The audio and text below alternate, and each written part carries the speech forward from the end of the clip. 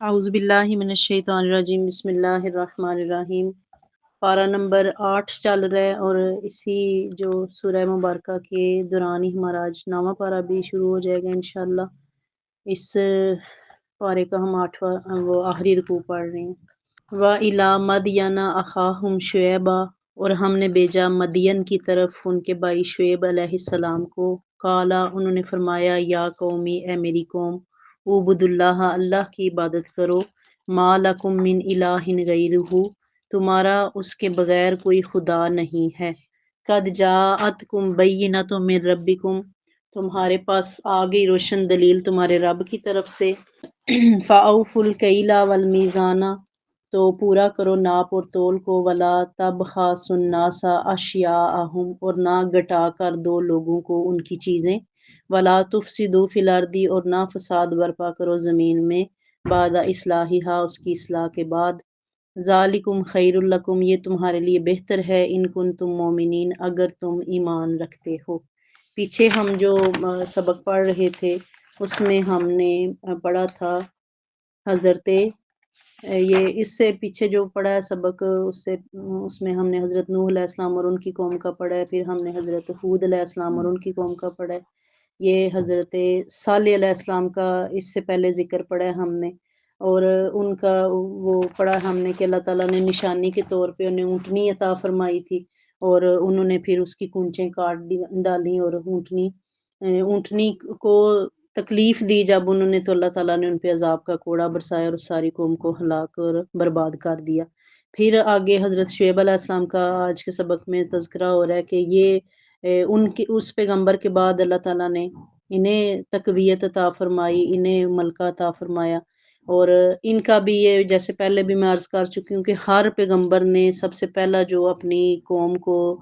اللہ کا پیغام جو سب سے پہلا پہنچایا وہ کیا تھا کہ اللہ کے سوا کسی کی عبادت نہ کرو، کیونکہ ہر قوم نے کسی میں بت پرستی کا رواج تھا، کسی میں آگ کی پوجا تھی، کسی میں چاند ستاروں کی پوجا تھی، کوئی جانوروں کی پوجا کرتا، جس چیز کو بھی وہ طاقتور دیکھتے وہ کیا کرتے، اس کو اپنا خدا اور رب مان لیتے، حالانکہ اللہ تعالیٰ کی ذات نے انسان کو کہیں زیادہ قوت عطا فرمائی ہے۔ حضرت سلیمان علیہ السلام کو اللہ تعالیٰ نے حکومت عطا فرمائی تھی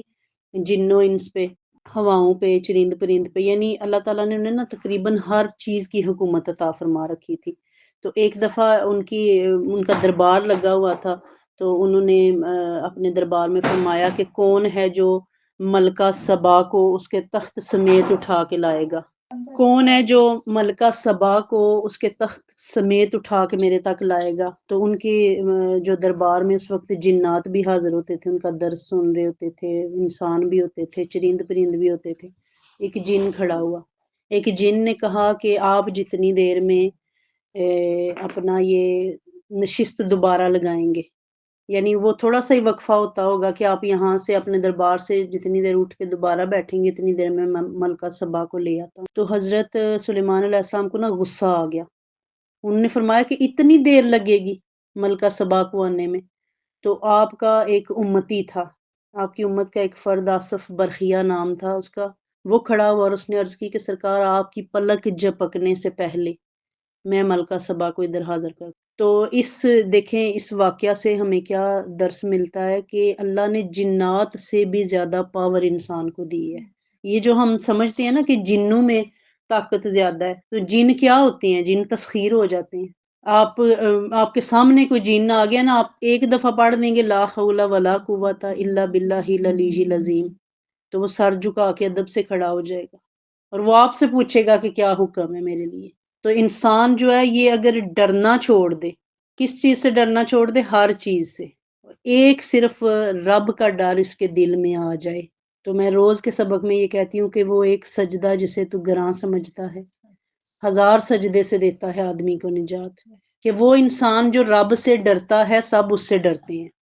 جس انسان کے دل میں تقوی آ جائے، یعنی رزق دینے والی ذات اللہ کی، عزت دینے والی ذات اللہ کی، موت دینے والی ذات اللہ کی، زندگی دینے والی ذات اللہ کی، جو سب کچھ دینے والا جب وہ ہے تو پھر انسان کے دل میں کسی چیز کا خوف نہیں ہونا چاہیے۔ نہ تو اپنے وقت سے پہلے ہم مر سکتے ہیں، نہ ہمارا جو لکھا ہوا ہے تقدیر کا ہم سے کوئی چھین کے لے کے جا سکتا ہے، جب ان چیزوں پہ انسان کا فوکس ہو جاتا ہے تو پھر اس کے دل میں مخلوق کا ڈر نہیں رہتا۔ تو یہ انسان کی جو طاقت ہے اس کو کوئی چیلنج نہیں کر سکتا۔ انسان کو اللہ تعالیٰ نے عطا فرمائی ہے یہ طاقتیں۔ لقد خلقنا الانسان فی احسن تقویم، اللہ نے فرما دیا کہ میں نے انسان کو سب سے خوبصورت بہترین اعتدال پہ پیدا فرمایا ہے۔ تو یہ اللہ کی ذات نے پھر اسی انسان کو حکم ہوا کہ تم صرف شرک نہیں کرو، یعنی اللہ کی ڈیمانڈ کیا ہے بندے سے کہ صرف اس کے ساتھ کسی کو شریک نہ ٹھہراؤ۔ دنیا کا ہر جرم قابل معافی ہے، ہر گناہ قابل بخشش ہے سوائے شرک کے۔ یعنی اللہ خود فرما رہا ہے کہ میں شرک کے سوا جو چاہوں گا معاف کر دوں گا۔ یعنی کوئی زانی ہے، کوئی شرابی ہے، کوئی جواری ہے، کوئی کچھ بھی ہے، لیکن اگر سارے گناہوں کے ساتھ انسان میں شرک کا گناہ بھی ہے تو پھر وہ قابل معافی نہیں ہے۔ آپ یہ ساری قوموں کا پڑھتے آئے ہیں تذکرہ، سب کا آپ نے پڑھا ہے کہ ہر نبی کھڑا ہوا اور اس نے کیا کہا کہ میری قوم میں تم تک یہ پیغام پہنچانے آئے اور رسالات ربی انصاح لکم، کوئی کہہ رہا ہے میں نصیحت کر رہا ہوں، کوئی کہہ رہا ہے میرے رب نے مجھے بھیجا ہے۔ اب کسی کو وہ کہہ رہے ہیں کہ تم سٹھیا گئے ہو، تمہارا دماغ خراب ہو گیا، تم شاعر ہو گئے، تم مجنون ہو گئے ہو، فلاں ہو گئے ہو، فلاں ہو گئے ہو۔ اور ساتھ کیا ہے؟ تکبر۔ ہر قوم کا اللہ تعالیٰ کی ذات نے مینشن فرما دیا کہ قال المالا من قومی ہی، کہ وہ پڑھے لکھے لوگ جو اپنے آپ کو دانش مند کہتے ہیں۔ آج کے دور میں بھی تو یہی ہوتا ہے، جس کو 4 لفظ 4 کتابیں پڑھنی آ جاتی ہیں وہ اپنا ایک چینل بنا لیتا ہے اور بیٹھ کے کہتا ہے کہ آئے جی کوئی مجھ سے مناظرہ کرے، آئے کوئی مجھ سے وہ بات چیت کرے اور میں اسے دلائل دوں۔ اس دین کو، اس وقت کو، یہ جو ابھی ٹائم پیریڈ ہم گزار رہے ہیں، اس کو دلائل کی ضرورت نہیں ہے، اس میں مناظرے کی ضرورت نہیں ہے، اس میں اس چیز کی چندہ ضرورت نہیں ہے کہ ابو طالب نے کلمہ پڑھا یا نہیں پڑھا۔ اس میں اس بات کی بھی ذکر کرنے کی ضرورت نہیں ہے کہ نبی پاک صلی اللہ علیہ وسلم کے والدین نبی وہ ایمان والے تھے یا نہیں تھے۔ جب ان کی دنیا سے جانے کے بعد کلمہ دنیا میں آ رہا ہے تو اس چیز کا ان سے تو حساب ہی کوئی نہیں ہونا۔ جس چیز میں مطلب ہم اپنے دین کو لے کے الجھ رہے ہیں وہ دین کا خاصہ نہیں ہے۔ اس دین کا تقاضا کیا ہے کہ ہم قرآن حکیم کے اتنا قریب ہو جائیں کہ ہم دیکھیں کہ جو گزشتہ اقوام تھیں وہ کن گناہوں کی وجہ سے ہلاک کر دی گئیں۔ اب یہ حضرت شعیب علیہ السلام کا ذکر آ رہا ہے، آپ نے بھی کیا فرمایا کہ اے میری قوم اللہ کی عبادت کرو جس کے سوا کوئی معبود نہیں ہے۔ تمہارے رب کی تمہارے پاس روشن دلیل آ گئی کہ تم ناپ تول کو پورا کرو اور گٹا کے سودے لوگوں کو نہ دو۔ یہ بھی کیا ہے؟ وَلَا تُفْسِدُوا فِي الْأَرْضِ بَعْدَ إِصْلَاحِهَا، کہ زمین میں یہ بھی فساد کی ایک قسم ہے کہ آپ کسی سے پیسے پورے لے رہے ہیں اور اس کو سودا جو ہے وہ گٹیا دے رہے ہیں یا ناپ تول میں کمی کر رہے ہیں۔ یہ حضرت شعیب علیہ السلام کی قوم میں یہ عیب تھا۔ جب آپ نے دیکھا کہ یہ لوگ لین دین کے معاملات میں اتنے وہ فیئر نہیں ہیں، لوگوں کو دھوکہ دیتے ہیں، فراڈ لگاتے ہیں، تو آپ نے کیا فرمایا؟ آپ نے فرمایا کہ اس رب سے ڈرو،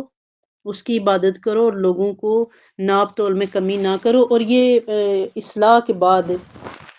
جب رب نے تمہیں یہ حکم دے دیا ہے، اصلاح کر دیا ہے تمہاری کہ یہ کام اس کو پسند نہیں ہے، تو پھر کیا؟ ذالکم خیر لکم، یہ تمہارے لیے بہتر ہے، ان کنتم مومنین، اگر تم ایمان لانے والے ہو۔ یعنی یہ ذہن میں کیا بیٹھ جاتا ہے کہ میں سودا کم دوں گا، پیسے پورے لوں گا تو نفع پا لوں گا۔ تو نفع تو اس چیز میں ہوتا ہے جس میں رب برکت ڈال دے۔ جب رب کی ذات کسی چیز سے برکت اٹھا لیتی ہے تو پھر وہ سودا صرف خسارے کا سودا رہ جاتا ہے۔ وَلَا تَقْعُدُوا بِكُلِّ صِرَاطٍ تُوعَدُونَ، اور مت بیٹھا کرو راستوں پر کہ ڈرا رہے ہو تم راہگیروں کو، وَتَصُدُّونَ عَن سَبِيلِ اللَّهِ، اور تم روک رہے ہو اللہ کی راہ سے، مَنْ آمَنَ بِهِ، جو ایمان لایا اس کے ساتھ، وَتَبْغُونَهَا عِوَجًا، اور تم تلاش کرتے اس میں عیب، وَاذْكُرُوا، اور یاد کرو، اذ کنتم قلیلا، وہ وقت جب تم تھوڑے تھے، فَكَسَّرَكُم، پھر اس نے تمہیں بڑھا دیا، وَانظُرُوا، اور دیکھو، کیف کان عاقبۃ المفسدین، کیا انجام ہوا فساد برپا کرنے والوں کا۔ اب ان میں صرف یہ عیب نہیں تھا کہ وہ لوگوں کو ناپ تول میں کمی کیا کرتے تھے یا خسارہ کیا کرتے تھے، ان میں یہ بھی عیب تھا کہ وہ رستوں پہ بیٹھ جاتے، چراہوں پہ بیٹھ جاتے، چوکوں میں بیٹھ جاتے، بازاروں میں گات لگا کے بیٹھ جاتے، اور جس کو دیکھتے کہ یہ نبی کے پیچھے چل پڑا ہے،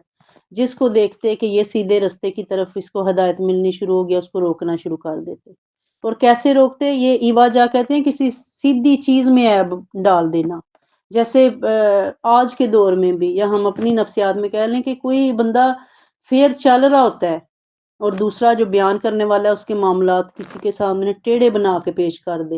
اور دیکھنے والا سننے والا یہی دیکھے اور سنے کہ ہاں اس میں یہ چیز پائی جاتی ہے۔ ایوا جو اس عیب کو کہتے ہیں جو خود ساختہ ہوتا ہے، جو بنا کے کسی میں گاڑ کے اپنی طرف سے لگا دینا، یعنی بات کچھ ہو اور اس کا پس منظر کچھ بنا کے پیش کر دیں۔ وَاذْکُرُوا اور یاد کرو اذ کنتم قلیلا جب تم تھوڑے تھے، فَکَثَّرَکُم پھر رب نے تمہیں بڑھا دیا،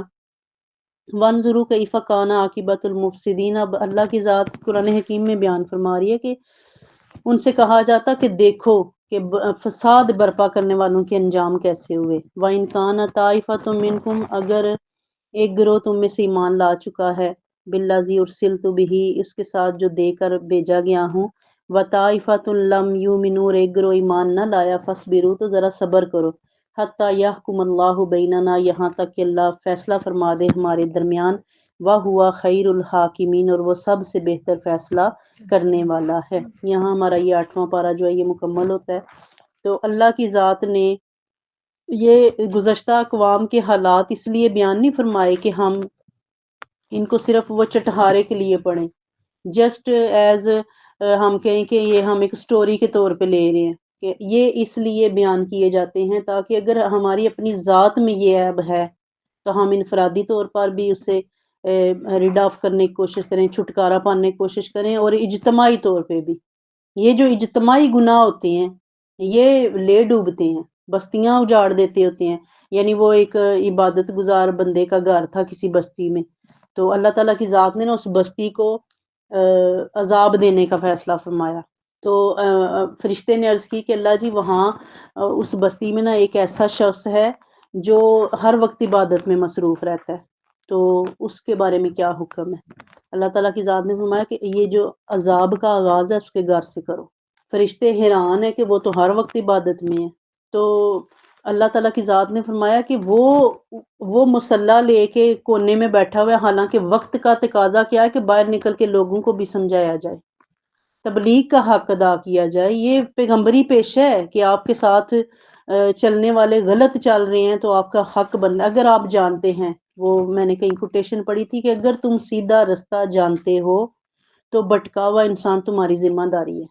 یعنی مجھے پتہ ہے کہ میرے ارد گرد لوگ شرابیں پی رہے ہیں، لوگ جوا کھیل رہے ہیں، اور میں ساری رات مصلے پہ بیٹھا رہتا ہوں، تو میرا مصلہ کیا کرے گا؟ زیادہ سے زیادہ میری قبر کے بچھو ختم کر دے گا۔ تو وہ جو ایک فریضہ ہے اللہ کی ذات نے جو ڈیوٹی لگا رکھی ہے، کن تم خیر امت اخرجت للناس، کہ تم بہترین امت ہو، تامرون بالمعروف وتنہون عن المنکر، کہ تمہارا فرض دو ڈیوٹیاں ہم میں سے ہر ایک کی، چاہے کوئی نمازی ہے چاہے کوئی بے نمازی ہے، چاہے کوئی سچ بولتا ہے چاہے کوئی نہیں بولتا۔ یہ تو ہماری اپنی ذات کی گناہ ہے نا، یہ چھوڑ دیں گے تو اللہ کی بارگاہ میں معزز ہو جائیں گے، ان کو پکڑے رکھیں گے تو جھوٹا انسان رب کے ہاں بھی ذلیل ہوتا ہے اور انسانوں کے ہاں بھی ذلیل ہوتا ہے۔ تو اللہ کی ذات نے یہ ڈیوٹی ہر مومن کی لگا دی ہے کہ تم نیکی کا حکم دو اور برائی سے منع کرو۔ تو اللہ تعالیٰ کی ذات نے فرمایا وہ تو باہر نکل کے دیکھتا ہی نہیں ہے، باہر کوئی تباہ ہو رہا ہے کوئی برباد ہو رہا ہے۔ فذکر ان الذکر تنفع المؤمنین، کہ ہمارا کام، پیغمبروں کا کام، مینٹور کا کام، رہنما کا کام، استاد کا کام کیا ہے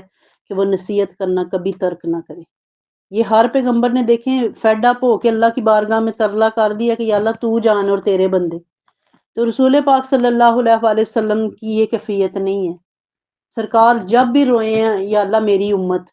تو اللہ نے کیا فرمایا کہ محبوب اپنے، یہ ایک آیت مبارکہ اس کا مفہوم میں پڑھ رہی تھی کہ میرا محبوب امت کے غم میں ایسے رو رہا ہے کہ جیسے کلیجہ ہی پھٹ جائے گا، یہ کیفیت ہو جاتی ہے سرکار کی۔ تو اللہ نے فرمایا کہ اپنے آپ کو اتنی مشقت میں نہ ڈالیے، آپ کا کام کیا ہے سمجھانا، اور آپ سمجھاتے ہی رہیے۔ اور وہ نبی کریم صلی اللہ علیہ وآلہ وسلم کی جو زندگی ہے حیات مبارکہ 63 برس، وہ کیا ہے، وہ سمجھانے میں ہی گزر گئی ہے۔ 63 میں سے بھی آپ وہ 40 حذف کریں جب تک نبی پاک صلی اللہ علیہ وسلم نے اعلان نبوت نہیں کیا، تو باقی پھر 23 برس کا جو عرصہ ہے وہ صرف لوگوں کو سمجھانے میں اور لوگوں کا ترلا کرنے میں، اور اس کے بعد رب کا ترلا کرنے میں گزر گئی ہے کہ یا اللہ میری امت جیسی بھی ہے تو اس پہ